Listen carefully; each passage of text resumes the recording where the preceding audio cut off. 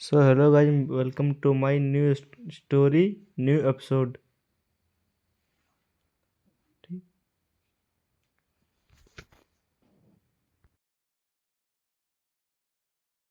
Guest room बाहर से बंद था। शुभी ने दरवाज़ा खोला, हाथ में ऐसा खाना लिए हुए जिसकी पहचान मुश्किल थी। रोशनी ने ट्रे ले ली। तुम जा सकती हो। शुभी चिंतित हुई। मिस रोशनी, चिंता मत करो, रोशनी ने आश्वस्त किया। सब मेरे काबू में है। रोशनी कमरे में दाखिल हुई। टीना सो रही थी। मुंह से लार टपक रही थी, मानो खाने का सपना देख रही हो। आवाज़ से उसकी नींद खुल गई। टीना ने रोशनी को देखा और हड़बड़ा गई। क्या? रोशनी पास आए। भूख लगी है। थोड़ा बचा हुआ खाना है, खा लो। टीना ने बेडसाइड टेबल पर रखे खाने को देखा और पूरी तरह जाग गई। वह गुस्से से रोशनी की ओर झपटी। रोशनी। रोशनी ने झट से एक नैपकिन उसके मुंह में ठूंस दिया और एक तरफ हट गई। टीना चुप गई और गिर पड़ी। रोशनी हंसी। लड़ाई के मूड में हो, लगता है बहुत भूखी हो। क्या बर्बादी है? टीना ने मुंह से नैपकिन निकालते हुए चिल्लाया, कौन वो गंदा खाना खाएगा? रोशनी आराम से सोफे पर बैठ गई और अपनी पैंट की सिलवटें ठीक की। उसने हुक्म चलाने वाले अंदाज में कहा, खा लो या भूखी मरो। टीना ने तिरस्कार से कहा, तू बदला ले रही है क्योंकि मैंने मैक्सवेल छीन लिया। थप्पड़। रोशनी ने उसे जोर से मारा। टीना ने गाल पकड़ लिया और सदमे में रोशनी को देखने लगी। तुमने मुझे मारा, ये गाली देने की सज़ा है, रोशनी ने नरम स्वर में कहा। और हाँ, तुम सही हो, ये बदला है। अब समझ आए। इतनी धीमी हो क्या? क्या तुम्हें लगता है तुम यहाँ आराम से रह सकती हो? टीना जमीन पर गिर पड़ी, नफरत से रोशनी को घूरते हुए। फिर वह टेढ़ी मुस्कान के साथ बोली, मैक्सवेल कहता था कि तुम नीरस और बदसूरत हो, तुम पूरी तरह नाकाम हो। रोशनी ने उसे तुच्छ नज़र से देखा। भूखी ही रहो। वैसे भी मैक्सवेल मेरे लिए कूड़ा है, तुम बस उसे रिसाइकल कर रही हो, उसे उसका अंजाम मिलेगा। रोशनी मुड़कर जाने लगी। टीना को उम्मीद नहीं थी कि रोशनी उकसावे में नहीं आएगी। उसने बिना सोचे बेडसाइड टेबल से एक फूलदान उठाया और पूरी ताकत से रोशनी के सिर की ओर फेंक दिया। आखिरी पल में रोशनी ने सिर झुका लिया। उसने फूलदान पकड़ लिया और टीना से छीन लिया। रोशनी ने फिर से टीना को मारा। टीना को संभलने का मौका नहीं मिला। वह गिर पड़ी, दर्द से रोती हुई। आंखों के आगे अंधेरा छा गया, फेस जलने लगा। वह उठने की कोशिश करती रही, लेकिन नहीं उठ पाए। काफी हिम्मत है तुम्हारी, रोशनी ने फूलदान जमीन पर पटक दिया। जोरदार धमाके के साथ वह चकनाचूर हो गया। चारों ओर की रिचें बिखर गईं। टीना डर के अनूप सिमट गई और चीखने लगी। थोड़ी देर बाद उसने आंसू पोंछे और घमंडी मुस्कान के साथ बोली, मैक्सवेल और मैं जल्द शादी करने वाले हैं।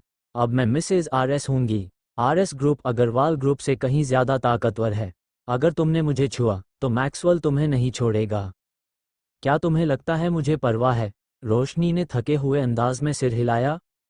सिर्फ इसीलिए कि तुम मेरे परिवार से हो, मैं शर्मिंदा होने से बच जाती हूँ। मैं उसे तुम्हें सौंप रही हूँ, संभाल कर रखना। तुम खुद को मिसेज आरएस कह सकती हो, लेकिन ज्यादा घमंड मत करो। रोशनी, तुम्हें कोई नहीं चाहता। टीना चीखी। रोशनी के कदम रुक गए। वह सच में छोड़ी जा चुकी थी। मैक्सवेल ने नहीं, बल्कि उस आदमी ने जिसे उसने पूरे दिल से प्यार किया था। सोनी परिवार की हवेली के अध्ययन कक्ष में आशीष के दादा ब्रुक सोनी ने जोर से मेज पर हाथ पटका। उसके कप से कॉफी छलक गई। क्या तुम्हें पता है तुमने क्या कर दिया है? आशीष तनकर खड़ा रहा। मैं इसे संभाल लूंगा। कैसे? ब्रुक संतुष्ट नहीं थे। उन्होंने डांटा, क्या तुम भूल गए हो कि तुम कौन हो? तुम सोनी ग्रुप के सीईओ हो। जब तुमने पद संभाला था, मैंने कहा था कि भावुक मत बनना। तुमने बार बार मुझे निराश किया है। गहरी सांस लेते हुए ब्रुक ने आगे कहा, जब तुम बीमार थे, रोशनी ने पूरी लगन से तुम्हारी देखभाल की।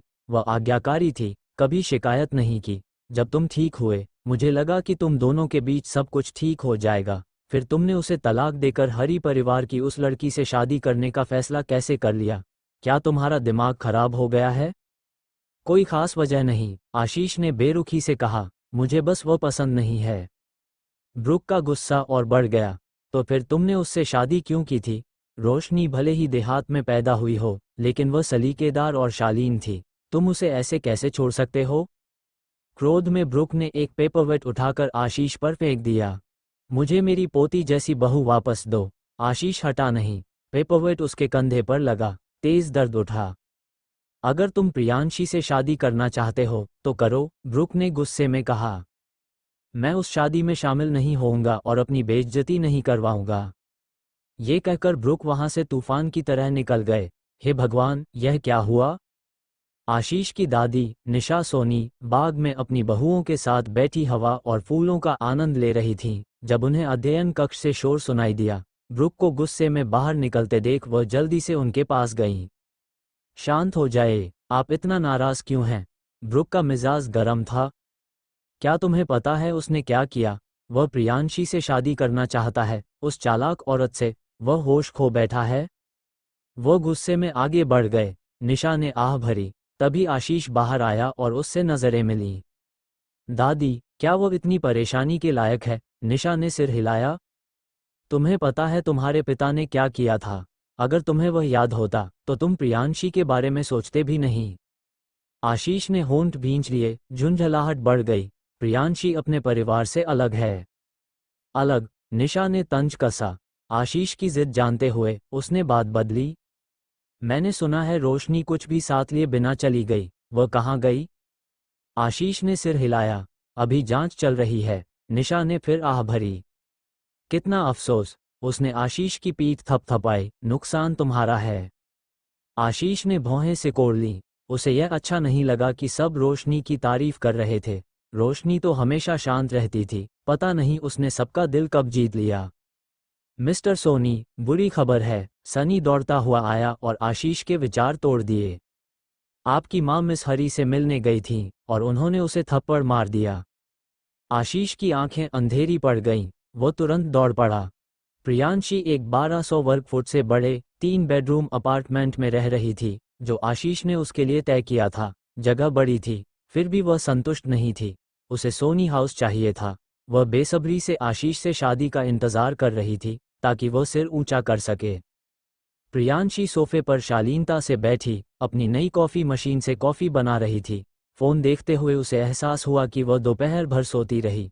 वह लेख अब तक काफ़ी हलचल मचा चुका होगा। अब तक तो सब शांत हो जाना चाहिए था, लेकिन उसे अपने और आशीष के बारे में कोई खबर नहीं मिली। बेचैन होकर उसने और नीचे स्क्रॉल किया, सोचते हुए कि शायद चर्चा थम गई हो। वह सोनी ग्रुप के आधिकारिक अकाउंट पर गई। उसके द्वारा लिखा गया लेख गायब था। वहां सिर्फ एक आधिकारिक स्पष्टीकरण था, जिसमें साइबर अटैक का दावा किया गया था। उसे समझ नहीं आया कि क्या हुआ। प्रियांशी का सिर चकराने लगा। उसने कुछ ब्लॉगर्स को कॉल किया जिन्हें वह जानती थी। उधर से कड़वी शिकायतें आईं। तुम्हारी बेवकूफ़ी ने हमें मुसीबत में डाल दिया। क्या तुम पागल हो? किसी अमीर घर में शादी का सपना देख रही हो? तुम पर भरोसा करके मैंने भी गलती कर दी। पूरा दिन झेलना पड़ा। मेरा अकाउंट तक सस्पेंड हो गया। पैसे तो लिए थे, पर अब तुम्हारे साथ मेरा काम खत्म। बाकी जवाब और भी बुरे थे, या तो गालियां या सीधे ब्लॉक। प्रियांशी घबरा गई। ये सब ऐसा कैसे हो गया? खुद को शांत करते हुए वह आशीष को कॉल करने ही वाली थी कि तभी एक सलीके से सजी हुई महिला व्हीलचेयर पर अंदर लाई गई। प्रियांशी का दिल उछल पड़ा। वह हड़बड़ाकर खड़ी हो गई। माँ। जब आशीष हड़बड़ाते हुए अपार्टमेंट पहुंचा तो उसने देखा कि प्रियांशी जमीन पर घुटनों के बल बैठी हुई थी, फेस ढके हुए फूट फूट कर रो रही थी। प्रियंशी। आशीष को देखते ही प्रियांशी ऐसे उसकी ओर दौड़ी जैसे वह उसका एकमात्र सहारा हो, और खुद को उसकी बाहों में झोंकते हुए चिल्लाए, आशीष, मुझे बचाओ। आशीष की नज़र प्रियांशी के चमकते लाल बाएं गाल पर पड़ी। उसका फेस तुरंत सख्त हो गया, आंखों में असंतोष भर गया। उसने ममता की ओर मुड़कर पूछा, माँ, आप आने से पहले मुझे बता भी नहीं सकती थी? सोनी परिवार की सबसे बड़ी बेटी ममता सोनी व्हीलचेयर पर बैठी होने के बावजूद एक दबदबा बनाए हुए थी। उसका बैठने का अंदाज और ऊंचे वर्ग का ठाठ अब भी कायम था। उसकी संकरी और तीखी आंखें बिल्कुल आशीष जैसी थीं, और उसका स्वर बेहद ठंडा था। और क्या तुमने मुझे बताया था जब तुमने तलाक लिया और अपनी रखैल को यहाँ छिपाकर रखा? उसने पारंपरिक पोशाक पहनी हुई थी और पैरों पर एक हल्का शॉल डाला हुआ था, जिस पर बारीक कढ़ाई थी। ये शॉल रोशनी ने खुद बनाई थी। उसके कंधों पर पड़ा शॉल भी रोशनी का दिया हुआ था। ममता ने हाथ उठाया। पीछे खड़ी नौकरानी शिवानी स्लेटर तुरंत समझ गई और उसके लिए सिगरेट जला दी। आशीष ने भौहें सिकोड़ी। प्रियांशी की सेहत ठीक नहीं है, कृपया उसके सामने धूम्रपान न करें। अच्छा, ममता ने धुआं छोड़ते हुए कॉफ़ी टेबल की ओर देखा। उसे पेट का कैंसर है और फिर भी आराम से कॉफ़ी पी रही है। मुझे तो उसकी सेहत में कुछ गड़बड़ नहीं दिखती। दूसरी ओर रोशनी को हाइपोग्लाइसीमिया है, लेकिन मैंने कभी नहीं सुना कि तुमने उसकी परवाह की हो। फिर से रोशनी। आशीष ने मन ही मन झुंझलाकर सोचा। उसने नरम और अर्थपूर्ण स्वर में कहा, मैं रोशनी से तलाक ले चुका हूं, उसका जिक्र करने का अब कोई मतलब नहीं। ममता ने आशीष के नरम और कठोर भाव को देखा। उसके होठों पर व्यंग्य भरी मुस्कान आ गई। तुम बिल्कुल अपने पिता जैसे ही बेरहम हो। अगर मुझे पता होता कि इतनी तकलीफ झेलकर मैं तुम्हारे जैसे घटिया इंसान को जन्म दूंगी, तो काश मैंने तुम्हें जन्म ही न दिया होता। पिता का जिक्र आते ही आशीष ने होंठ भींच लिए। उसका फेस और ठंडा हो गया। अगर रोशनी की बात नहीं करनी, तो इस औरत की बात करते हैं। ममता ने सिगरेट का कश लिया और आशीष की बाहों में छिपकर रो रही औरत को देखा। उसने प्रियांशी को तिरस्कार से घूरा। बस करो, मेरे सामने नाटक बंद करो। तुमने सारी गलत चालें सीख ली हैं, बिल्कुल अपनी बेशर्म बुआ की तरह। अभी अभी तुम मुझसे बहस कर रही थी और अब अचानक कमज़ोर बन गई हो। अपने आदमी से बचाव करवाने का इंतज़ार है। मत भूलो, वह मेरा बेटा है। प्रियांशी ने होंठ काट लिए। भीतर से वह आग बबूला थी, लेकिन दिखा नहीं सकती थी। वह आंसुओं से भरी आंखों के साथ आशीष की बाहों से फिसलकर घुटनों पर आ गई और दयनीय स्वर में बोली, मिसेस सोनी, मैं समझती हूँ कि आप मेरी बुआ के पुराने झगड़ों की वजह से मुझे पसंद नहीं करती, लेकिन उस समय मेरी बुआ और मिस्टर वास्को सच्चे प्यार में थे, जैसे आशीष और मैं कई सालों से एक दूसरे से प्यार करते हैं। अगर पारिवारिक समस्याएं और आपका कड़ा विरोध न होता, तो मैं विदेश न जाती, न ही आशीष से अलग होती। हम अब तक खुशी खुशी शादीशुदा होते और शायद आप अपनी गोद में पोता भी खिला रही होती। हून, क्या रंगीन सपना है, ममता ने नरम स्वर में बीच में काट दिया। ध्यान से सुन लो, अगर दुनिया की सारी औरतें मर जाएं और मेरा बेटा तन्हा मर जाए, तब भी मैं उसे तुमसे शादी नहीं करने दूंगी, समझी? ये बदनाम बूढ़ी औरत। प्रियांशी ने मन ही मन दांत भींचे। अगर उस समय उसकी तानाशाही न होती, तो हरी परिवार दिवालिया न होता और मुझे विदेश में इतना कष्ट न झेलना पड़ता। ये सब इसी औरत की वजह से हुआ है। काश मैं इसे यातना दे पाती, उसने सोचा। आशीष ने हाथ बढ़ाकर प्रियांशी को उठाया और उसके सामने खड़ा हो गया, ममता की ठंडी नज़र का सामना करते हुए। माँ, मेरी शादी का फैसला मैं खुद ले सकता हूँ, इसमें दखल मत दीजिए। सनी, कृपया मेरी माँ को घर भेज दीजिए। अपनी मौजूदगी कम से कम रखते हुए सनी आगे बढ़ा और ममता से जाने का अनुरोध किया। मेरा बेटा बड़ा हो गया है, अब मुझे ही भगा रहा है। अच्छा। ममता ने तालियां बजाईं और तंज कसते हुए कहा, बेटे, तुम्हारे पिता ने मुझे धोखा दिया था और मेरी टांगें बेकार कर दी थीं। अगर तुमने उससे शादी करने की हिम्मत की, तो तुम्हारी शादी के दिन मैं तुम्हें एक बड़ा तोहफा दूंगी। विश्वास न हो तो आजमा कर देख लेना। ममता के निर्णायक कदमों से जाते हुए देख आशीष की मुट्ठियां धीरे धीरे भींच गईं, उंगलियों की हड्डियां चटक उठीं। अचानक उसने दीवार पर जोर से मुक्का मारा, जिससे दीवार तक कांप उठी। प्रियांशी घबरा गई। आशीष, टीना को सबक सिखाने के बाद रोशनी अपने कमरे में लौटी, मेकअप हटाया और नहाने चली गई। बिस्तर पर लेटी होने के बावजूद उसे नींद नहीं आ रही थी। उसका दिमाग प्रियांशी से जुड़ी जानकारियों से भरा हुआ था। दरअसल रोशनी को बहुत पहले से पता था कि प्रियांशी कौन है और हरी व सोनी परिवारों के बीच का जटिल इतिहास क्या है। फिर भी वह समझ नहीं पा रही थी कि आशीष जिद करके प्रियांशी से शादी क्यों करना चाहता है। अगर उसकी जगह कोई और होती, अगर किसी ने उसके पिता को छीन लिया होता और उसकी माँ की टांगें अपाहिज कर दी होती, तो वह उस औरत और उसके पूरे परिवार को नष्ट करने की चाह रखती। तो फिर आशीष उस औरत के परिवार के साथ कैसे निभा सकता है? वह तो काफी तर्कसंगत दिखता है। ऐसा नहीं लगता कि प्यार में अंधा हो, या फिर वह भी पाखंडी है, सिर्फ पसंद की औरतों के सामने ही ऐसा बनता है, रोशनी ने सोचा। वह करवटें बदलती रही, बेचैनी बढ़ती गई। आखिरकार वह उठी और एक नंबर मिलाया। तुमने कहा था कि मेरी वापसी पर जश्न में शराब बहाओगे, तो आज की रात सही है, मुझे पीना है। रात स्याही की तरह गहरी थी, लेकिन बेवरलैंड होटल दिन की तरह चमक रहा था।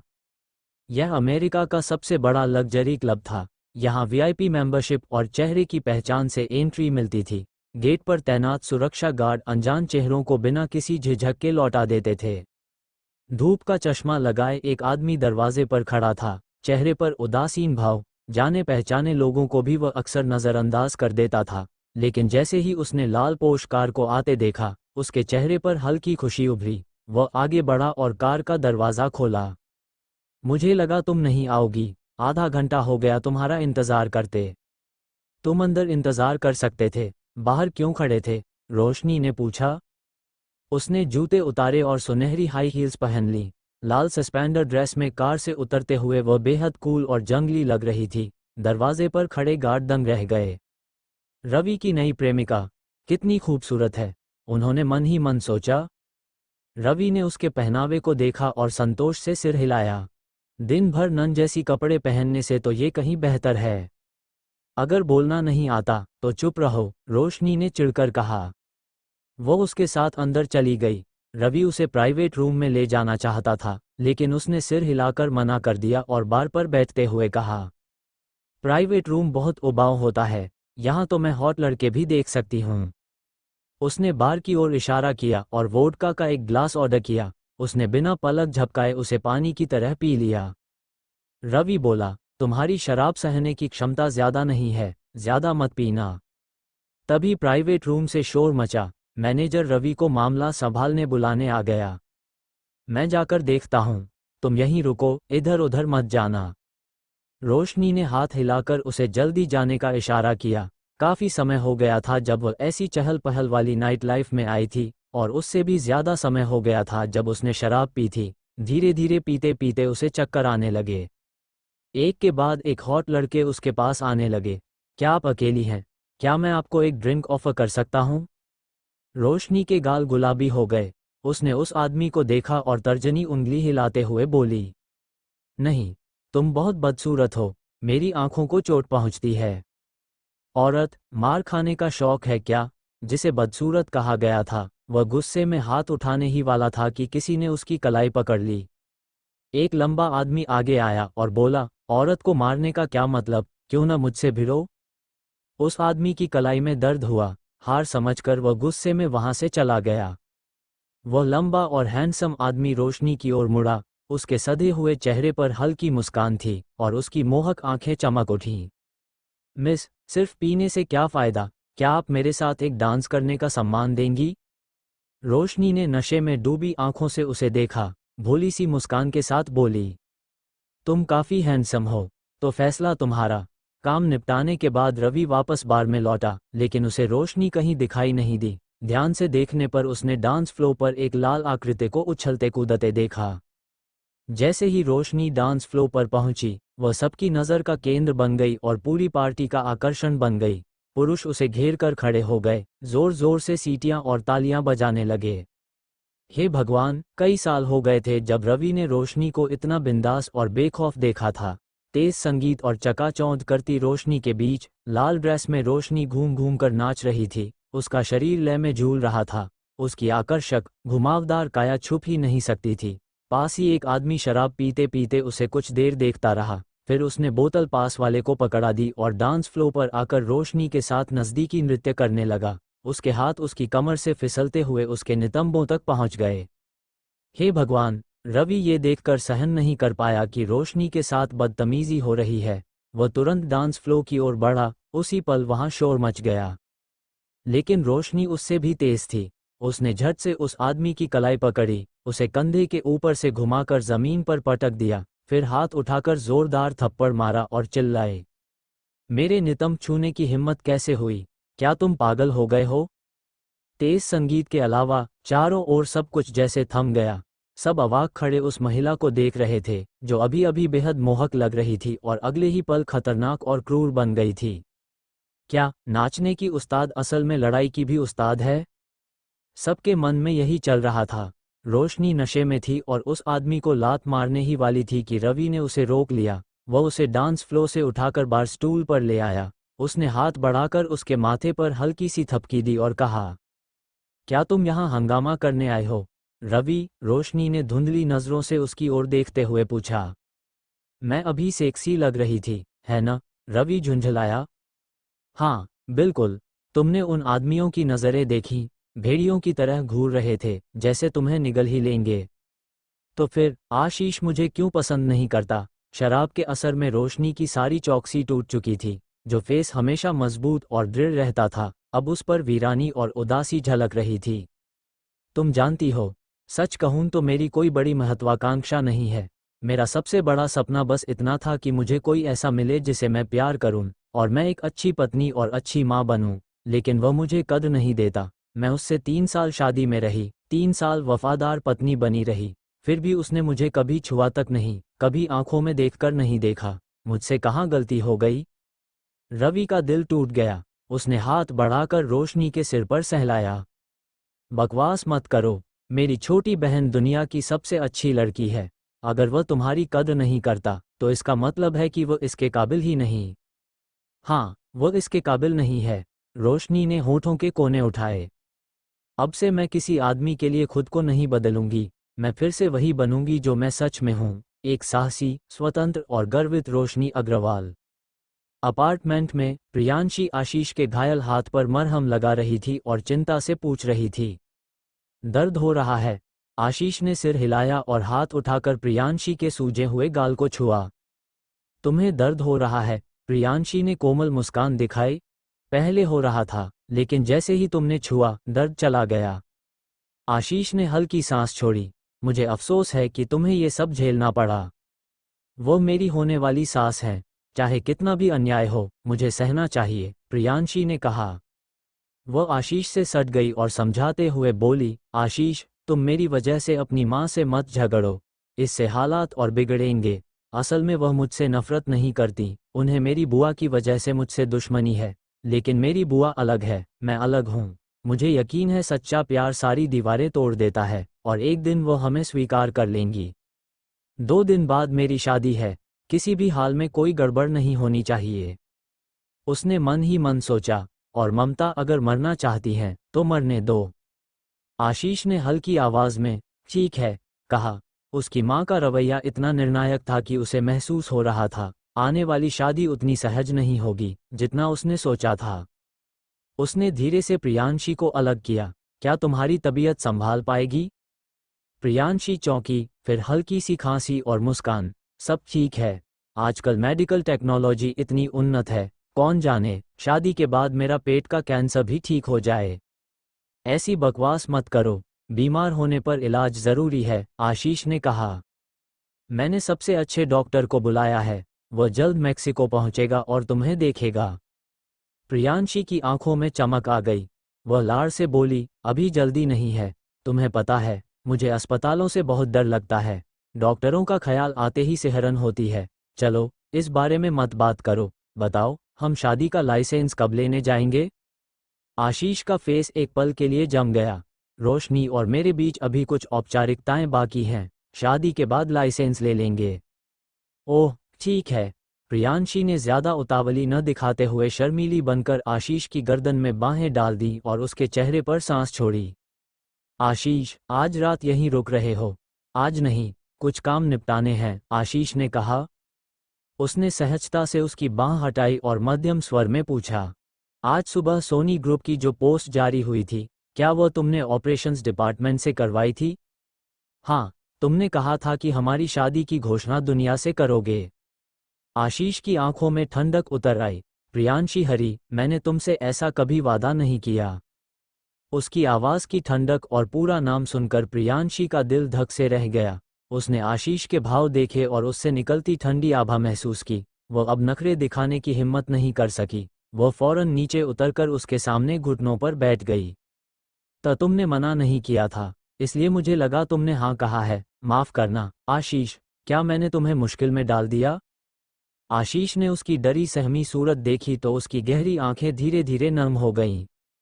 ये छोटी सी समस्या संभाली जा सकती है, लेकिन आगे से मेरे काम में दखल मत देना, समझी? जरूर, मैं वादा करती हूँ, अब कभी ऐसा नहीं होगा, प्रियांशी ने मासूमियत से कसम खाए। आशीष की आंखों में एक झलक कौन थी? उसे याद आया, जब रोशनी ने नई नई शादी में उत्साह से उसकी मदद करते हुए उसे नहलाने की कोशिश की थी। जब उसने गुस्से में उसे डांटा, तो उसने भी ठीक प्रियांशी की तरह शरारती मुस्कान के साथ जवाब दिया था। कमबख्त, मुझे क्या हो रहा है? मैं बार बार उस औरत के बारे में क्यों सोच रहा हूँ? आशीष अपार्टमेंट से बाहर टहलते हुए निकला। ठंडी हवा के झोंके ने उसके दिल में जमा घुटन भरी गर्मी को कुछ हद तक शांत कर दिया। सनी आगे बढ़ा और सम्मानपूर्वक पिछला दरवाज़ा खोल दिया। आशीष रुक गया और पूछ बैठा, क्या रोशनी का ठिकाना पता चला? अभी नहीं, आशीष ने तिरस्कार से कहा। कितने निकम्मे हो? सनी ने सिर झुका लिया। उसने पहले कभी इतनी गहरी हार और निराशा महसूस नहीं की थी। उसे पता था कि उसका बॉस बहाने नापसंद करता है, फिर भी उसने हिम्मत करके कहा, ऐसा लगता है कि मैडम का ठिकाना जानबूझकर मिटा दिया गया है, इसलिए हम उसे ढूंढ नहीं पा रहे। जिस हैकर को मैंने रखा था, उसकी क्षमता सामने वाले से कम है। आशीष की आंखों में गहरी और रहस्यमयी चमक उभर आई। कौन चाहेगा कि उसका ठिकाना छिपाया जाए? उसके मन में सवाल उठा, रोशनी, तुम आखिर हो कौन? कार में बैठने के बाद सनी ने अस्पताल से मिली जानकारी आशीष को दी। मैं अस्पताल गया था और मुझे 2 संदिग्ध बातें मिलीं। आशीष ने फाइल पलटी। बोलो। पहली बात, 3 साल पहले मेक्सिको अस्पताल की नर्सों की सूची में मिसेस सोनी का नाम नहीं था, लेकिन जब आपकी और उनकी शादी हुई तब जांच के दौरान उनका नाम सूची में मौजूद था। सनी ने अस्पताल में सुरक्षित रखी गई सूची और उस साल की अपनी जांच वाली सूची दिखाई। आशीष ने सरसरी निगाह डाली और पाया कि रोशनी का नाम अजीब तरह से सिर्फ एक ही दस्तावेज में था। कुछ देर सोचने के बाद आशीष ने पूछा, क्या वो कॉन्ट्रैक्ट पर थी? सनी बोला, संभव है। शायद संख्या पूरी करने के लिए उसे अस्थायी तौर पर रखा गया हो। मैंने हाल के दिनों में उस समय की नर्सों से पूछा, लेकिन किसी को भी मिसेस सोनी की कोई याद नहीं है। उन्हें बस इतना याद है कि उस साल उसकी किस्मत बहुत अच्छी थी। आशीष ने सिर उठाया, उलझन में। किस्मत अच्छी कैसे? सनी ने हल्का सा खांसकर कहा, उसने आपसे शादी की। आशीष एक पल ठिठका, फिर भौहें सिकोड़ लीं। फालतू बातों में समय मत गंवाओ, आगे बोलो। जी। दूसरी बात यह है कि मैंने पाया कि आपकी सर्जरी करने वाला डॉक्टर मेक्सिको अस्पताल का नहीं था, बल्कि एक विदेशी डॉक्टर थी, डॉक्टर मुकेश, जो अचानक विदेश से यहाँ आई थी। आशीष की पुतलियां सिकुड़ गईं। उस समय उसकी हालत बेहद गंभीर थी। वह मौत के बेहद करीब पहुंच गया था। उसका बचना काफ़ी हद तक उसी डॉक्टर की काबिलियत की वजह से था। डॉक्टर मुकेश अब कहाँ काम कर रही है? उसने पूछा। अजीब बात यह है कि वह सिर्फ आपकी सर्जरी करने विदेश से आई और फिर चली गई, मानो वह खास तौर पर सिर्फ आपके लिए आई हो। आशीष ने सोचा कि शायद ब्रुक ने किसी नामी विदेशी डॉक्टर को बुलवाया होगा। उसने सनी की ओर देखा। क्या इन दोनों बातों के बीच कोई संबंध है? सनी ने सोचा और बोला, ऐसा नहीं लगता। आशीष ने फाइल उसके चेहरे की ओर फेंक दी। सनी ने अजीब सी मुस्कान के साथ उसे संभाल लिया। कितना बेकार सहायक है, इस पर बिल्कुल भरोसा नहीं किया जा सकता, आशीष ने मन ही मन सोचा। झुंझलाकर उसने एक नंबर मिलाया। कॉल तुरंत उठ गया, लेकिन दूसरी तरफ से दर्द भरी सांस की आवाज आई। आशीष का दिल डूब गया। तुम्हें क्या हुआ? चोट लगी है? कुछ नहीं, बस एक लड़की पर नजर पड़ गई थी। चाल चलने गया, लेकिन बुरी तरह फेल हो गया। उसने मुझे कंधे के ऊपर से पटक दिया और ऊपर से एक जोरदार थप्पड़ भी जड़ दिया। अपने पुराने साथी की बात सुनकर, जो हमेशा रंगीन मिजाज रहता था, आशीष ने बस 3 शब्द कहे, ठीक ही हुआ। अरुण चोपड़ा थप्पड़ खाने के बावजूद अच्छे मूड में लग रहा था। उसने हंसते हुए कहा, अमेरिका की लड़कियां बहुत खूबसूरत और दिलकश होती हैं, मुझे पसंद हैं। आशीष को लड़कियों में दिलचस्पी नहीं थी। उसने शांति से पूछा, तुम अमेरिका में क्या कर रहे हो? मेरे पिता शौक के लिए एक घुड़साल खोलना चाहते हैं। उन्हें अमेरिका के उत्तरी इलाके में एक ज़मीन पसंद आई है। उन्होंने मुझे देखने भेजा है। तो क्या कहते हो, घुड़साल के कारोबार में साथ दोगे? अरुण ने शराब का घूंट लिया। आशीष ने जवाब दिया, ठीक है। ओह, कितने निर्णायक। लगता है तुम मुझसे कुछ पूछना चाहते हो, बोलो।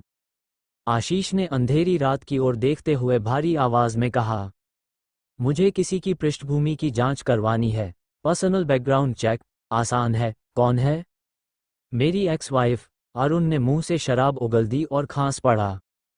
अपनी एक्स वाइफ की जांच? भाई, ठीक तो हो ना? आशीष चुप रहा। उसके पतले होंठ भींचे हुए थे।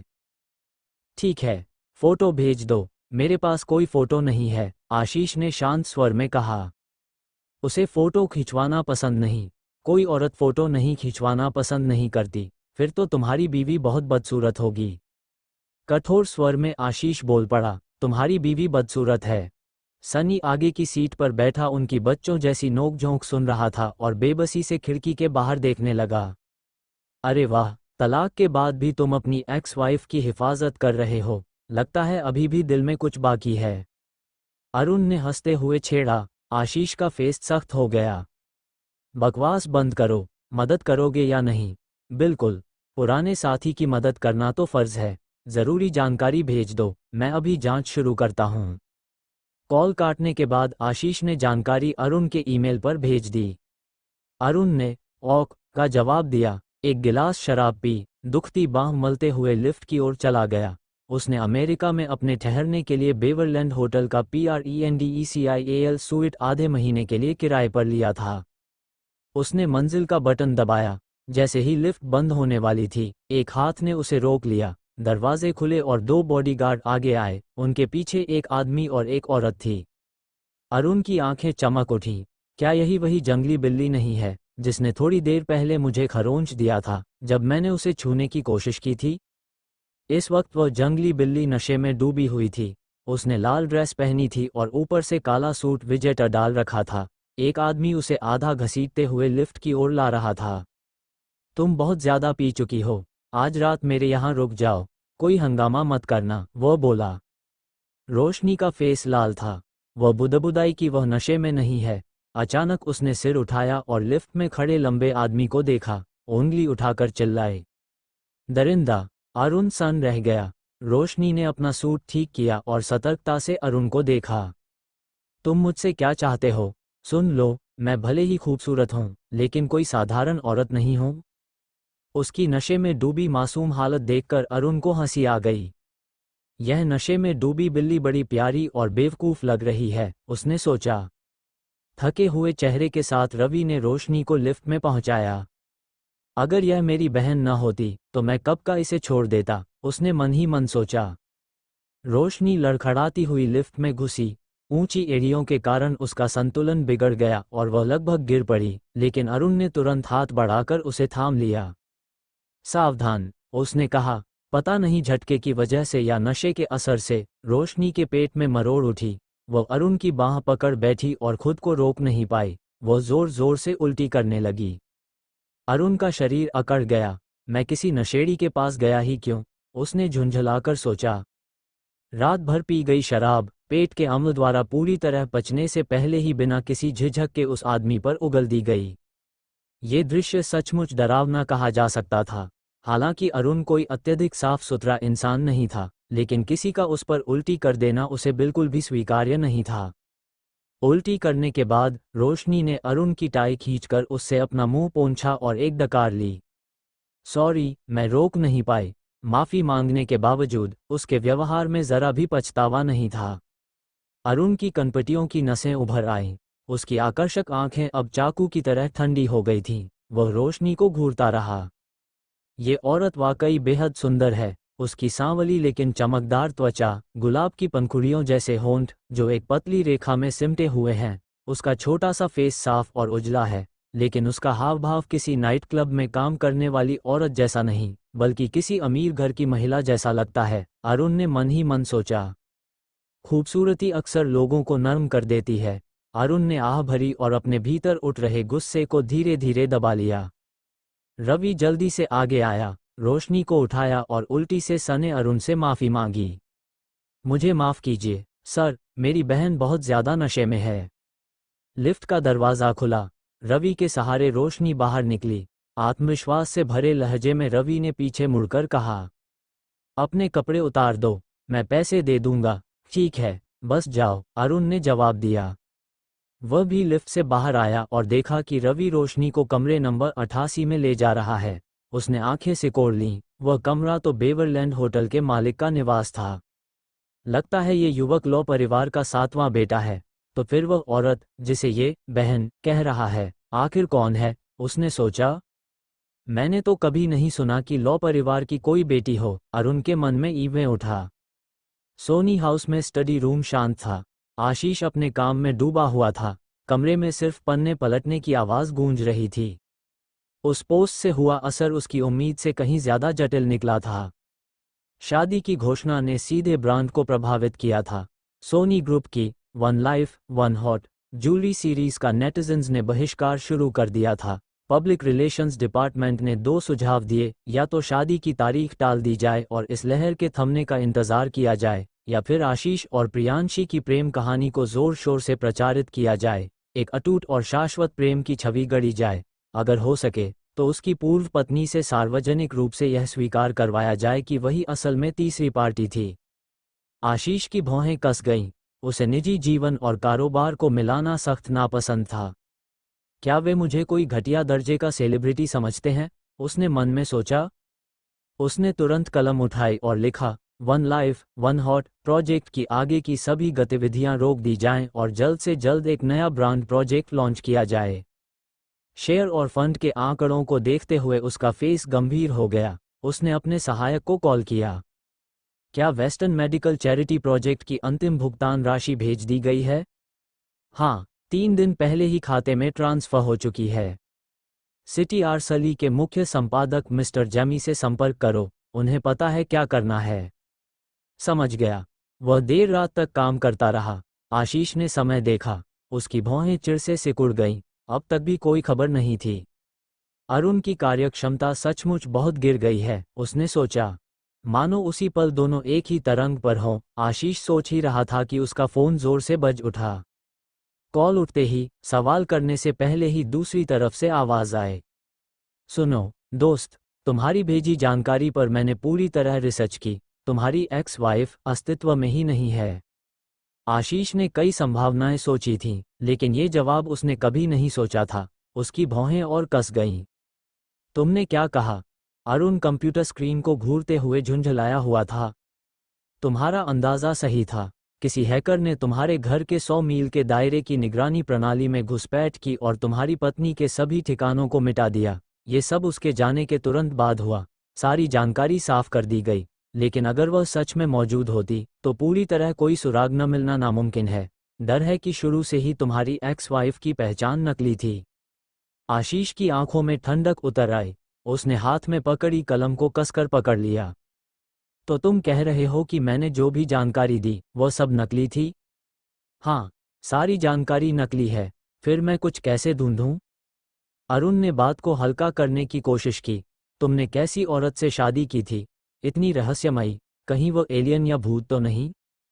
आशीष ने नरम स्वर में कहा। अरुण चौपड़ा। ठीक है, मजाक बंद। अगर फोटो होती तो मैं आगे जांच कर पाता। 3 साल शादी में रहे और तुम उसे जरा भी नहीं जानते। नाम भी नकली, फोटो भी नहीं। अब तो मुझे शक होने लगा है कि तुम सच में शादीशुदा भी थे या नहीं।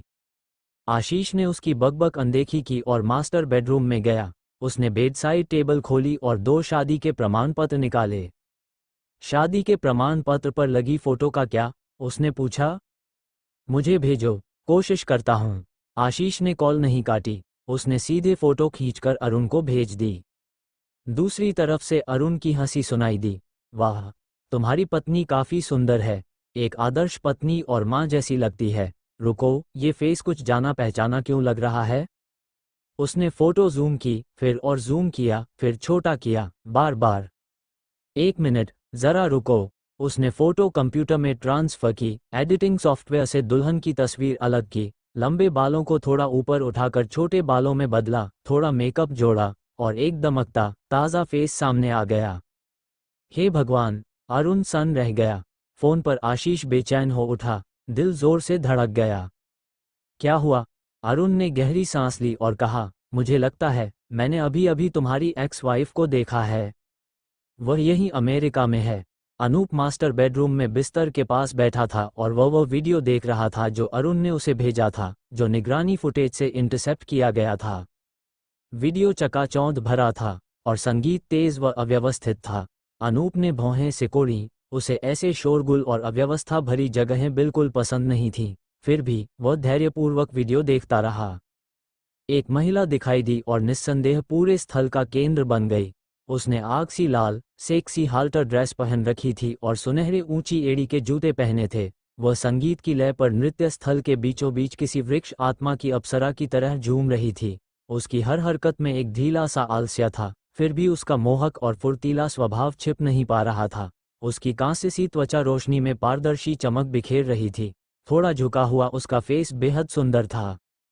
रोशनी सोनी, आशीष ने मन ही मन कहा। महिला का फेस साफ देखते ही अनूप लगभग बिस्तर से उछल पड़ा। उसकी पुतलियां अचानक फैल गईं। वो वही है, लेकिन फिर भी वैसी नहीं है, उसने सोचा। सौम्य, संकोची और पुतले जैसी सुंदरता वाली रोशनी इतनी मोहक और आकर्षक कैसे हो सकती थी? ये कहना भी कम नहीं होगा कि वह अब एक फेम फाताल बन चुकी थी। आशीष ने वीडियो को एकटक घूरते हुए महिला की हर हरकत का निरीक्षण किया। वह खुद को समझाना चाहता था कि यह वह नहीं है, लेकिन चेहरे पर भारी मेकअप के बावजूद उसकी दाईं आंख के कोने के नीचे मौजूद आंसू के आकार का तिल छिप नहीं पाया। निस्संदेह यह वही है, आशीष ने मन ही मन कहा। अगले ही पल उसने अपने अच्छे दोस्त को लहराते लंबे कद के साथ पास आते देखा और उसका बड़ा हाथ महिला की कमर से फिसलकर कूल्हे तक चला गया। आशीष की निगाहें अंधेरी हो गईं। उसने फोन कसकर पकड़ लिया, अपना गुस्सा दबा नहीं पाया। ये कमीना मेरी औरत का फायदा उठा रहा है, क्या उसे जीने से ऊब हो गई है? यही सोच उसके मन में कौंधी ही थी कि उसने देखा, लगभग छेड़छाड़ का शिकार हुई महिला ने अरुण की कलाई पकड़ी और तुरंत कंधे के ऊपर से फेंक दिया, फिर एक जोरदार थप्पड़ जड़ दिया। उसकी हरकतें तेज और निर्दयी थीं। अनूप की आंखें और फैल गईं। फोन से अरुण की आवाज आई, तुमने देखा कि तुम्हारी एक्स वाइफ ने मुझ पर कैसे हमला किया? दोस्त, मेरा कंधा अब तक दुख रहा है। क्या तुमने उसे ये सिखाया था? आशीष अब और बैठ नहीं सका। वह तुरंत उठ खड़ा हुआ, गहरी सांस ली और फोन पर बोला, मुझे पता भेजो। अमेरिका जाते हुए रास्ते में आशीष बार बार वीडियो चलाता रहा। उसकी नज़रें धुंधली और अस्पष्ट थीं। साफ था, यही उसका असली फेस था। सारी कोमलता, शालीनता, कमजोरी और आज्ञाकारिता सब दिखावा था। लेकिन उसने खुद को इतनी अच्छी तरह छुपाया। शादी के 3 साल बाद भी मैं उसका असली फेस नहीं देख सका, तो फिर वो असल में है कौन? अरुण ने कहा कि अमेरिका के रवि लॉ हाल ही में उसे अपनी बहन कह रहे थे, लेकिन सब जानते हैं कि लॉ परिवार की सबसे छोटी पीढ़ी में कोई महिला संतान नहीं है, तो क्या वो रवि की प्रेमिका है? आशीष ने सोचा। इस विचार से उसका कठोर फेस और ठंडा हो गया और उसकी पूरी आभा और भी तीव्र हो गई। मैं देखना चाहता हूं कि वह कौन सी चालें चल रही है, उसने मन ही मन कहा। रोशनी को भोर तक होश नहीं आया। आंखें खुलते ही उसके सिर में भयानक दर्द था, मानो किसी हाथी के खुर ने बेरहमी से कुचल दिया हो। उठ रही हो? रवि समय पर बिस्तर के पास आया और उसे एक गिलास दूध थमा दिया। दूध पी लो, तबीयत कुछ बेहतर हो जाएगी। रोशनी ने भौहें सिकोड़ते हुए दूध लिया और थोड़ी भारी आवाज में बोली, मैं यहाँ तुम्हारे साथ क्यों हूँ? अरे भाई, तुम इतनी नशे में थी कि कीचड़ जैसी हो गई थी। मैं तुम्हें रात में अकेले घर नहीं जाने दे सकता था। रवि मेज पर बैठा नाश्ता कर रहा था और रोशनी को देख रहा था, जो नाक दबाकर दूध ऐसे पी रही थी जैसे दवा हो। वह हंसते हुए बोला, तुम्हें बचपन से दूध पसंद नहीं? हर बार दूध पीना तुम्हारे लिए जहर पीने जैसा होता है। दूध खत्म करने के बाद रोशनी ने तुरंत पानी से मुंह धोया। पेट सच में कुछ बेहतर लगा। अपनी सिकुड़ी हुई ड्रेस देखकर उसने फ़ोन उठाया और अपने असिस्टेंट्स को संदेश भेजा, फिर बाथरूम की ओर जाते हुए बोली, मैं नहाने जा रही हूँ। पीछे से रवि ने शांत स्वर में पूछा, क्या तुम्हें याद है कि कल रात क्या हुआ था? रोशनी रुक गई और पलटकर याद करने की कोशिश की। मुझे लगता है मैं नाच रही थी और किसी ने मुझे छूने की कोशिश की। मैंने उसे कंधे से फेंका और थप्पड़ मारा, सही है ना? हाँ। उसके बाद?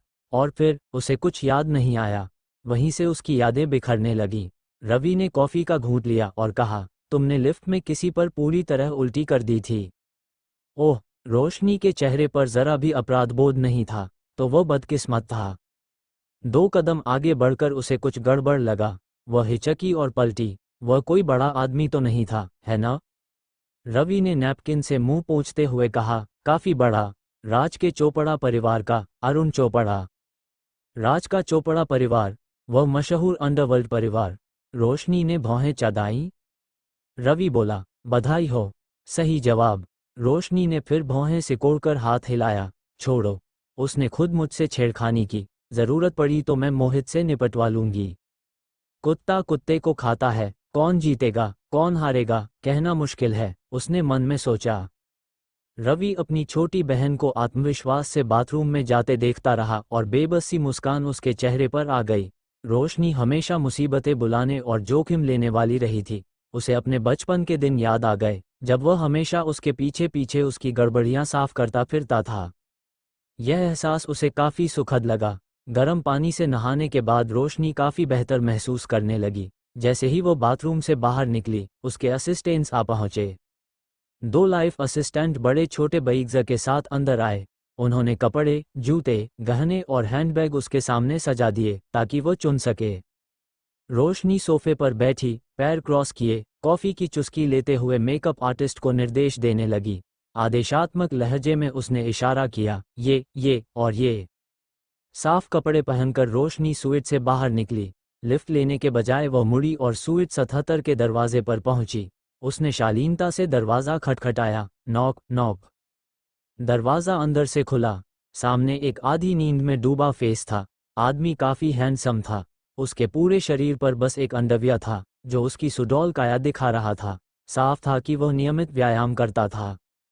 रोशनी ने बस एक नज़र डाली, कोई खास भाव नहीं दिखाया। आखिर पिछले 3 सालों में वह ऐसे बदन बहुत देख चुकी थी। अरुण की शांत नींद बुरी तरह टूट गई और वह झुंझला गया, लेकिन महिला का फेस देखते ही वह काफ़ी हद तक होश में आ गया। आंखें मलते हुए उसने पूछा, अरे, तुम वही कल रात की छोटी जंगली बिल्ली हो? इतनी सुबह यहाँ कैसे? सुना है मैंने कल तुम पर उल्टी कर दी थी। मैं तुम्हारे कपड़ों की भरपाई करने आई हूँ। रोशनी ने एक बिल्कुल नया सूट अरुण की बाहों में फेंक दिया। तुमने मुझसे छेड़खानी की, इसलिए मैंने तुम्हें मारा। मैंने तुम पर उल्टी की और अब नया सूट देकर हिसाब बराबर कर रही हूँ। अब ठीक है ना? अरुण ने सिर हिलाया, कुछ हद तक ठीक है। अगर अब भी गुस्सा हो तो मुझे ढूंढ लेना। ये कहकर रोशनी मुड़कर चली गई। अरुण दरवाजे से टेक लगाकर दिलचस्पी से बोला, मुझे तो पता ही नहीं तुम कौन हो। मैं ढूंढूं कैसे? पीछे मुड़कर देखे बिना रोशनी ने अपनी पहचान बताई, रोशनी अग्रवाल, अग्रवाल ग्रुप। अरुण ने उसे जाते देखा। उसकी चाल एक छोटी हंस जैसी सुंदर थी। उसने आंखें झपकाईं और समझ गया कि वह वही अफवाहों में मरी हुई से लौट आई अग्रवाल परिवार की मिस रोशनी है। आशीष, इस बार तुम बुरी तरह फंस गए हो, उसने मन में कहा। अरुण के होठों पर हल्की मुस्कान आई। उसने फ़ोन निकाला और पूछा, तुम पहुंच गए? वह अभी नीचे गई है। बेवरलैंड होटल की पहली मंजिल की लॉबी सुबह सुबह सुनसान थी। बार के बूथ के बीच एक सुरुचिपूर्ण और ठंडी शख्सियत बैठी थी। उसकी नज़र नंबर 1 लिफ्ट पर जमी हुई थी, किसी के आने का इंतज़ार करते हुए। 5 सेकंड बाद लिफ्ट के दरवाजे धीरे धीरे खुले।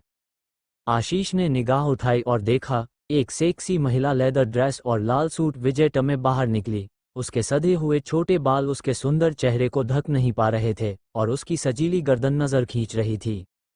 वह शालीनता से चली। उसके कानों के हीरे जड़े झुमके हवा की घंटियों की तरह हल्के से झूल रहे थे, उसके सुंदर चेहरे में और भी नज़ाकत जोड़ते हुए। उसी क्षण जैसे ही रोशनी लिफ्ट से बाहर निकली, उसकी नज़र भी बूथ में बैठे उस परिचित नरम चेहरे पर पड़ी। दोनों की निगाहें बिल्कुल सटीकता से रोशनी अपने कदमों में ही रुक गई। एक पल के लिए उसे लगा कि वो अभी भी नशे में है और किसी भूत को देख रही है। आशीष, वो यहाँ कैसे हो सकता है? उसने मन ही मन सोचा। लेकिन जब उसने उस आदमी के नरम भाव और अपनी ओर जमी शिकारी निगाहों को देखा, तो साफ हो गया कि वह उसी के लिए आया था। शायद किसी तरह उसने उसकी पहचान उजागर कर ली थी। खैर, जब हमारा तलाक हो चुका है तो उसे अभिवादन करने की कोई ज़रूरत नहीं, रोशनी ने सोचा। उसने खुद को संभाला और उसी रास्ते पर आगे बढ़ती रही। पीठ सीधी, चाल शालीन, हाव भाव और मुद्रा में कोई कमी नहीं।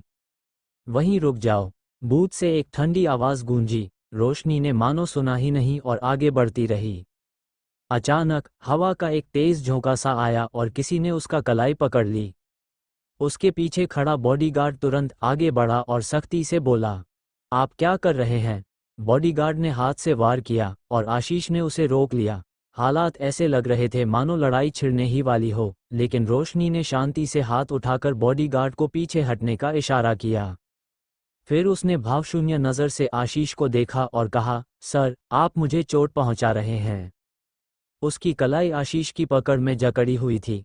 इतने लंबे समय से जान पहचान के बावजूद ये पहली बार था जब उसने मुझे छुआ, और वह भी अनूप तलाक के बाद। कितनी विडंबना है, रोशनी ने सोचा। आशीष ने रोशनी के नरम चेहरे को देखा, जो फेस कभी कोमल और आज्ञाकारी हुआ करता था, अब बर्फ सा ठंडा और दूर लग रहा था, मानो वह उसे जानती ही न हो। ये देखकर उसे घुटन और गुस्सा महसूस हुआ। तुम कौन सा नाटक कर रही हो? आशीष ने उसकी कलाई छोड़ दी। उसकी आवाज़ बर्फ जैसी ठंडी थी। आखिर तुम हो कौन? असिस्टेंट नाराज होकर बोली। आपकी हिम्मत कैसे हुई हमारी यंग लेडी से ऐसे बात करने की? रोशनी ने हाथ हिलाकर उसे चुप कराया और उदासीन नज़र से आशीष को देखा। सर, क्या हम एक दूसरे को जानते हैं? आशीष स्तब्ध रह गया। वो सचमुच कह रही है कि वो मुझे नहीं जानती, तो क्या अनूप 3 साल के विवाह का कोई मतलब ही नहीं था? उसने मन में सोचा। उसने चुपके से मुट्ठी भींच ली, किसी को मार देने की इच्छा तक जाग उठी। सालों से दबाया हुआ उसका गुस्सा इस औरत ने आज लगभग सीमा पार करा दिया था। दांत पीसते हुए उसने पूछा, तुम मुझे नहीं जानती, तो अभी मुझे क्यों देख रही थी? रोशनी ने गंभीरता से कहा, आप दिखने में अच्छे हैं, तो क्या हुआ? क्या लोगों को देखने की अनुमति नहीं है? क्या आपका फेस कोई पर्यटन स्थल है जिसे देखने के लिए टिकट लेना पड़ता है? आशीष निरुत्तर रह गया। ये चुपचाप रहने वाली औरत इतनी वाकपटू कब हो गई? उसने सोचा। क्या तुम्हारे पास नकद है? रोशनी ने अचानक अपना सिर घुमाकर असिस्टेंट से पूछा। दोनों असिस्टेंट्स ने जेबें टटोली और अंत में झिझकते हुए एक 10 सेंट का सिक्का निकाला। सिर्फ 10 सेंट हैं, काफ़ी हैं। रोशनी ने सिक्का लिया और सीधे आशीष के हाथ में थमा दिया। ये लो 10 सेंट, बाकी लौटाने की ज़रूरत नहीं। फिर वह ऊंची एड़ी की सैंडल में शालीनता से आगे बढ़ गई। लोगों का एक समूह उसके साथ था। उसकी आभा इतनी प्रभावशाली थी मानो वह दुनिया पर नज़र डालती हुई कोई रानी हो। उसने एक बार भी पीछे मुड़कर नहीं देखा, नहीं कोई पछतावा दिखाया।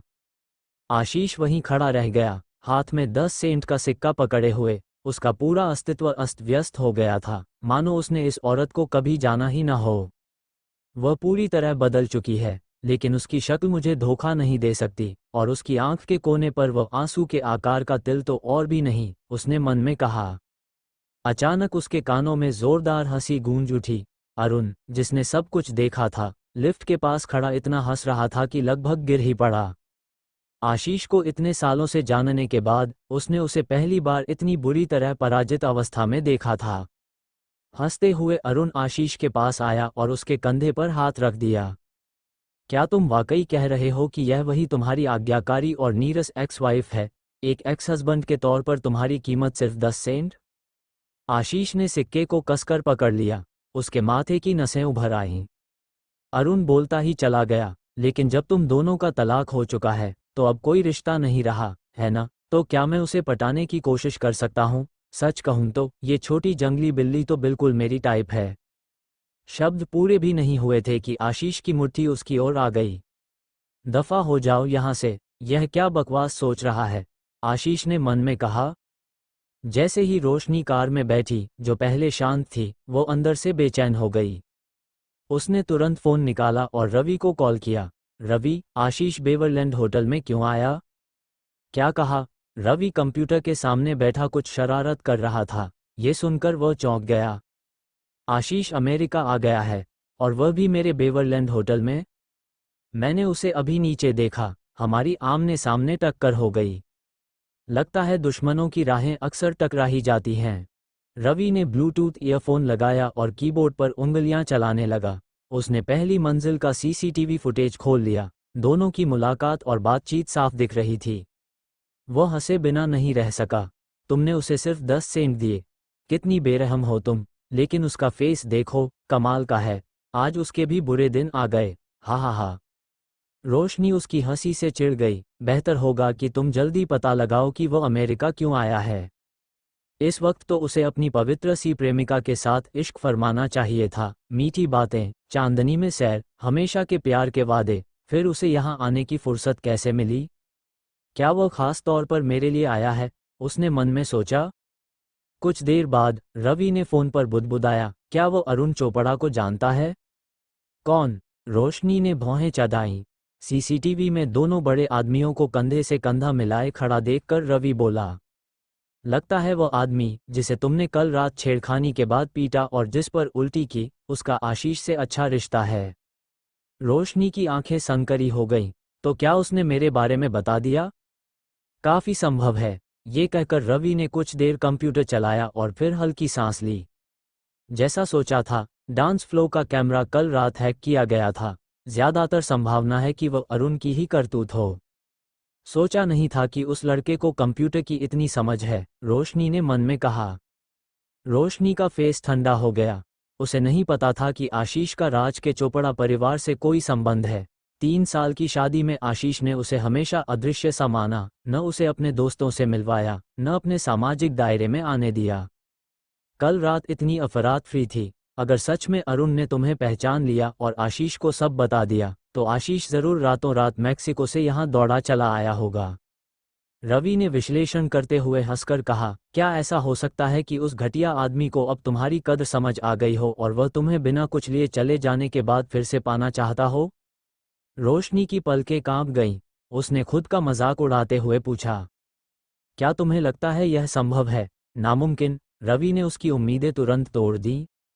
जहां तक मुझे पता है, कल रात आशीष के घर में जबरदस्त हंगामा हुआ। तुम्हारी पूर्व सास और वह घर तोड़ने वाली प्रियांशी हरी भिड़ गईं। आखिर में तुम्हारे पूर्व पति ने अपनी ही मां को घर से निकाल दिया, सिर्फ अपनी प्रेमिका के लिए। ये सुनकर रोशनी का दिल और बैठ गया। उसके होठों पर एक व्यंग्यपूर्ण मुस्कान फैल गई। आशीष कितना महान है। वह प्रियांशी हरी के लिए अपनी मां के खिलाफ खड़ा हो गया। जाहिर है वह उससे बहुत प्यार करता है। तो फिर मेरी क्या अहमियत है? उसने मन में कहा। रवि ने पूछा, अगर वह सच में तुम्हारे लिए आया है, तो तुम क्या करने वाली हो? रोशनी ने अपने दिमाग के सारे बेतरतीब विचार झटक दिए और फिर से शांत, उदासीन हो गई। जब तलाक हो चुका है, तो इसका मतलब है कि हर अनूप रास्ते अलग हो चुके हैं। मैं 3 साल तक जिद पर अड़ी रही, लेकिन अब और। अरुण बाथरूम के शीशे में अपने मुंह के कोने पर पड़े नीले काले निशान को छूते हुए दर्द से सिसक उठा। कई सालों बाद मिले हैं, और मिलते ही तुमने मुझे घूंसा मार दिया। सच में कमाल है। उसने सोफे पर बैठे उस नरम और उदास चेहरे वाले आदमी की ओर देखा। आशीष ने होंठ भींचे और चुप रहा। उसके दिमाग में अभी भी रोशनी की वही तस्वीरें घूम रही थीं, और उसके कहे हुए हर शब्द उसके कानों में गूंज रहे थे। क्या वह वाकई रोशनी ही थी? इतनी चमकदार, चकाचौंध कर देने वाली, और उसके शब्द इतने नरम और व्यंग्य से भरे? वह खुद गहरे संदेह में डूब गया। अरुण उसके सामने बैठ गया, एक सिगरेट जलाई और बड़बड़ाता रहा। कल रात तुम्हारी औरत ने मुझे पीटा, और आज सुबह तुमने मुझे घूंसा मार दिया। सच में मेरी किस्मत ही खराब चल रही है। तुम दोनों तो सच में बड़े खतरनाक जोड़े हो, एकदम परफेक्ट मैच। तो सवाल ये है कि फिर तलाक क्यों हुआ? आशीष ने नजर उठाई और नरम स्वर में कहा, एक्स वाइफ। वह जोड़ा शब्द को सुधार रहा था। अरुण खांसते हुए धुएं का कश रोक न सका। उसने भौं उठाकर आशीष को देखा। तो फिर तुम अपनी एक्स वाइफ को लेकर इतने परेशान क्यों हो कि सिर्फ मेरे ये कहने पर कि वह नैन्सी ब्रिज में है, तुम यहाँ दौड़े चले आए? तुम्हारे शब्द और हरकतें आपस में मेल नहीं खा रही। आशीष ने भौहें सिकोड़ लीं और अरुण की चिढ़ाने वाली मुस्कान को नज़रअंदाज करते हुए नरम स्वर में कहा, बकवास बंद करो। आखिर रोशनी सोनी है कौन? कौन सी रोशनी सोनी? उसका उपनाम अग्रवाल है, और नाम रोशनी। रोशनी सोनी तो पूरी तरह नकली नाम है। अरुण ने रेड वाइन की बोतल खोली और 2 गिलास भर दिए। सहानुभूति भरी मुस्कान के साथ उसने ठंडी निगाहों से उसे घूर रहे आशीष को देखा। उसे उस पर दया आ रही थी, 3 साल तक धोखा खाए रहने पर। वो अग्रवाल ग्रुप की वैध उत्तराधिकारी है, रोशनी अग्रवाल। रोशनी अग्रवाल, ये नाम मानो किसी जादुई गोली की तरह आशीष के दिमाग में फट पड़ा, उसे हक्का बक्का कर गया। पिछले दिनों की तमाम बारीकियां और संदेह अब आपस में जुड़कर एक स्पष्ट रेखा बन गए। अचानक गायब होना, फिर अचानक प्रकट होना, सब कुछ एक दूसरे में फिट बैठने लगा। रोशनी अग्रवाल, तो यही उसकी असली पहचान है, आशीष ने मन ही मन कहा। सुबह सुबह अपने पूर्व पति से सामना होने के बाद रोशनी के मन में भावनाएं बेहद उलझी हुई थीं। लेकिन ऑफिस पहुंचकर जब उसने मैक्सवेल को देखा, तो उसका मूड और भी खराब हो गया, खासकर तब जब मैक्सवेल उसकी कुर्सी पर बैठा मुस्कराते हुए भावुकता से रोशनी पुकार रहा था। उस घिनौने आदमी को देखकर उसके पूरे शरीर में झुरझुरी दौड़ गई। रोशनी का फेस ठंडा पड़ गया। उसने सिर घुमाकर कहा, इसे अंदर किसने आने दिया? माफ कीजिए मिस अग्रवाल, ये हमारी लापरवाही थी, मैं तुरंत इसका निपटारा करता हूँ। जनरल मैनेजर के असिस्टेंट किमियर टर्नर ने माफ़ी मांगी और सिक्योरिटी को बुलाकर मैक्सवेल को ज़बरदस्ती बाहर ले जाने को कहा। हालात की गंभीरता भांपकर मैक्सवेल तुरंत कुर्सी से उठ खड़ा हुआ और बनावटी मुस्कान के साथ रोशनी की ओर बढ़ा। क्या बात है, रोशनी, मैं अभी अभी आया हूँ और तुम मुझे भगा रही हो? उसकी आवाज़ नाक से निकली हुई अजीब तरह से मीठी थी। एक बड़ा सा मर्द, लेकिन अजीब ढंग से नखरे करता हुआ। न जाने टीना को ये सब कैसे पसंद आया, मगर रोशनी के दिमाग में बस एक ही ख्याल था, इसे बाहर निकालो। 3 साल में यह आदमी और भी ज्यादा चिपचिपा हो गया है, उसने मन में सोचा। जब मैक्सवेल और पास आया, रोशनी ने भौहें सिकोड़ते हुए नरम स्वर में कहा, मुझसे दूर रहो। ये सुनकर मैक्सवेल को काफी अपमान महसूस हुआ। वह आरएस ग्रुप का युवा वारिस था, अब तो सीईओ भी बन चुका था। न जाने कितनी लड़कियां उसके पीछे पड़ी रहती थीं, उसके साथ सोना चाहती थीं, लेकिन रोशनी ही एकमात्र थी जो उसे दूसरी नज़र तक नहीं देती थी। सालों में वह टीना जैसी आसान लड़कियों से ऊब चुका था, अब उसे रोशनी जैसी कठोर हड्डी चाहिए थी, जो ज्यादा रोमांचक थी। मैक्सवेल ने माथे पर बंधी पट्टी को छुआ, रोज गार्डन में रोशनी द्वारा फेंके गए पत्थर की याद, मगर सजा के मामले में उसकी याददाश्त बड़ी चुनिंदा थी। वह फिर भी बेशर्मी से आगे बढ़ता रहा। वह रोशनी से 3 कदम दूर रुक गया, उसके असाधारण सुंदर चेहरे को निहारते हुए उसे वह बेहद आकर्षक और अनिरोध्य लगी। रस परिवार और अग्रवाल परिवार पुराने मित्र थे। रोशनी और मैक्सवेल बचपन से साथ बड़े हुए थे, लगभग बचपन के प्रेमी जैसे। अग्रवाल परिवार की 3 बेटियों में रोशनी सबसे सुंदर थी, बचपन से ही वो खूबसूरत थी। कहते हैं 18 की उम्र में लड़कियां बदल जाती हैं, जो बचपन में सुंदर होती हैं जरूरी नहीं कि बड़ी होकर भी वैसी रहें, मगर रोशनी इस नियम का अपवाद थी। उसकी सुंदरता न सिर्फ बनी रही बल्कि और निखर गई। बचपन की गोलाई चली गई थी और वह एक चंचल बच्ची से एक सजी संवरी जीवंत युवती बन चुकी थी। उसका शरीर भी और अधिक आकर्षक हो गया था, उसके व्यक्तित्व में अब एक आलसी सी मोहकता थी। सिर्फ उसे देखकर ही मैक्सवेल का दिल जोर जोर से धड़कने लगा और उसे जीतने निगल जाने की आदिम इच्छा जाग उठी। रोशनी, मुझे पता है तुम्हें मेरे बारे में कुछ गलतफहमियां हैं, मैं आज यहाँ सब कुछ साफ करने आया हूँ। सिक्योरिटी के आ जाने के बाद उसका फेस और भी गंभीर हो गया। मैं मजाक नहीं कर रहा। 3 साल पहले की वह घटना सब टीना की साजिश थी, उसी ने मुझे बहकाया। रोशनी ने उसे नरम भाव से देखा। वह जानती थी कि वह सच नहीं बोलेगा, लेकिन जब उसने सारा दोष टीना पर डालना शुरू किया तो रोशनी को ये जानने की उत्सुकता हो गई कि वह और कितने झूठ कर सकता है। उसने हाथ हिलाकर सिक्योरिटी और असिस्टेंट को पीछे हटने का इशारा किया। हमें अकेला छोड़ दो। फिर वह शालीनता से सोफे पर बैठ गई। मैं तुम्हें 5 मिनट देती हूँ, सब कुछ साफ साफ समझाने के लिए। मैक्सवेल पास के सोफे पर बैठने ही वाला था कि रोशनी की तीखी नज़र उस पर पड़ी। क्या मैंने तुम्हें बैठने को कहा? आधा अधूरा बैठा मैक्सवेल शर्मिंदा हो गया। उसने रोशनी के नरम चेहरे को देखा और खुद को याद दिलाया कि किसी औरत का दिल जीतने के लिए धैर्य, मनोहार और मेहनत चाहिए। ठीक है, मैं खड़ा रहूंगा। उसने कॉलर ठीक किया और सीधे खड़ा हो गया, मीठी बातों की पूरी फहरिस्त तैयार करते हुए। रोशनी, 3 साल हो गए हमें मिले हुए, मैं तुम्हें बहुत याद करता रहा हूँ।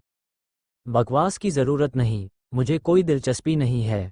रोशनी ने अपने फ़ोन पर अलार्म लगाया और उसे एक तरफ रख दिया। अब तुम्हारे पास 4.5 मिनट बचे हैं। समय का दबाव अजीब तरह से इंसान को घबरा देता है। मैक्सवेल ने गला साफ किया, मीठी बातों को दबाया और एक नई कहानी गढ़ने लगा। 3 साल पहले टीना ने ही मुझे पहले बहकाया था। शायद तुम्हें पता ना हो, लेकिन तुम्हारी वो मासूम सी दिखने वाली कजिन हमेशा से तुमसे जलती रही है, तुम्हारी सुंदरता से, तुम्हारी पहचान से और इस बात से कि तुम अग्रवाल परिवार की वैध उत्तराधिकारी हो। और सबसे ज्यादा वह इस बात से जलती थी कि तुम्हें मेरा प्यार मिला हुआ था। वह आह भरते हुए बोला। उसने प्यार का बहाना बनाकर मुझे फुसलाया कि मैं तुम्हें पहाड़ चढ़ने के लिए बुलाऊं। उसने कहा कि वह मुझसे अपने प्यार का इजहार ईमानदारी से करना चाहती है और तुमसे निष्पक्ष मुकाबला करना चाहती है। ये कहते हुए उसने फिर से आह भरी। मेरी भी गलती थी, मैं ज्यादा नरम दिल हूँ।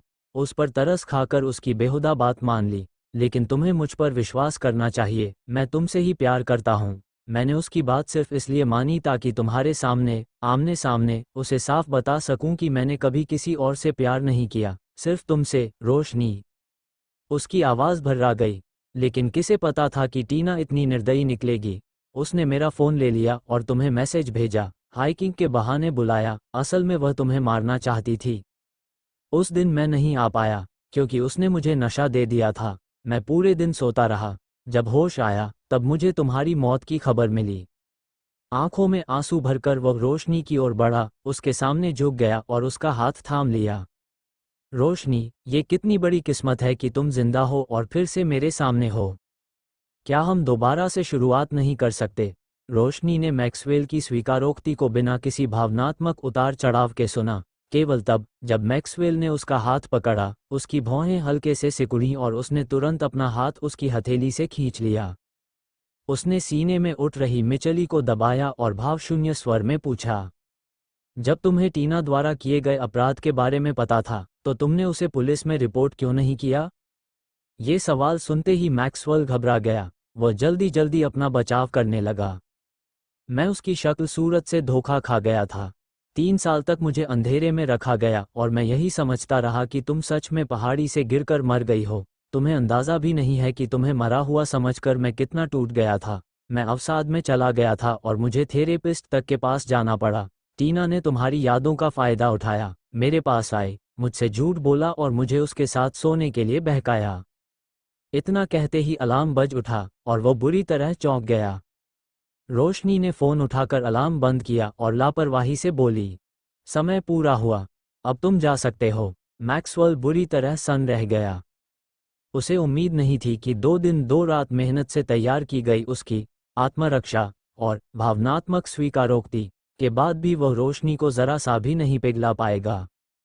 उसने सोचा था कि उसे पूरी बात कहने की भी ज़रूरत नहीं पड़ेगी, रोशनी सब माफ़ कर देगी, भावुक होकर रो पड़ेगी और उसकी बाहों में गिर जाएगी। तो फिर गड़बड़ कहाँ हो गई? आखिर गलत क्या हो गया? वो मन ही मन सोचने लगा। रोशनी, मैक्सवेल घबरा गया और अचानक फिर से रोशनी का हाथ पकड़ लिया। क्या तुम्हें मुझ पर भरोसा नहीं है? मैं कसम खा सकता हूँ कि मैंने जो भी कहा वह सब सच है।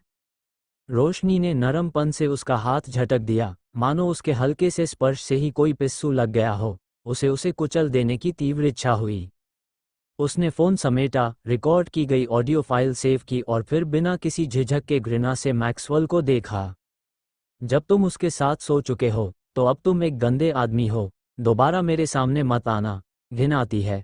वैसे तुम और टीना एक दूसरे के लिए बिल्कुल ठीक लगते हो। प्यार अंधा होता है। तुम दोनों को शुभकामनाएं। रोशनी के इस रवैये से मैक्सवेल पूरी तरह अवाक रह गया। सिक्योरिटी गार्ड उसे एक आवारा कुत्ते की तरह घसीटते हुए बाहर ले गए। सदमे से उसका दिमाग अब तक उबर भी नहीं पाया था। अग्रवाल ग्रुप के गेट तक घसीटे जाने के बाद ही उसे होश आया। वह पैर पटकते हुए चिल्लाया, रोशनी, तुम्हें मुझ पर भरोसा करना होगा। मैं तुमसे प्यार करता हूँ। उसी समय जब आशीष कार से उतरकर अग्रवाल ग्रुप के प्रवेश द्वार की ओर बढ़ा, उसने देखा कि सिक्योरिटी गार्ड किसी आदमी को आवारा कुत्ते की तरह बाहर फेंक रहे हैं। वह तुरंत एक ओर हट गया। उसकी भौहें सिकुड़ गईं। क्या यह वही रोशनी है? रोशनी अग्रवाल, उसने मन में सोचा। ऑफिस के भीतर रोशनी सिंक के सामने खड़ी होकर उन सभी जगहों को साबुन से बार बार रगड़ रगड़ कर धो रही थी जहां जहां मैक्सवेल ने उसे छुआ था, मानो बैक्टीरिया लग गया हो। हाथ धोने के बाद उसने एयर फ्रेशनर छिड़का और असिस्टेंट को आदेश दिया कि जिस कुर्सी पर मैक्सवेल बैठा था उसे हटाकर नई कुर्सी रखी जाए। जिन जगहों को मैक्सवेल ने छुआ था वे सब उसे असहज कर रहा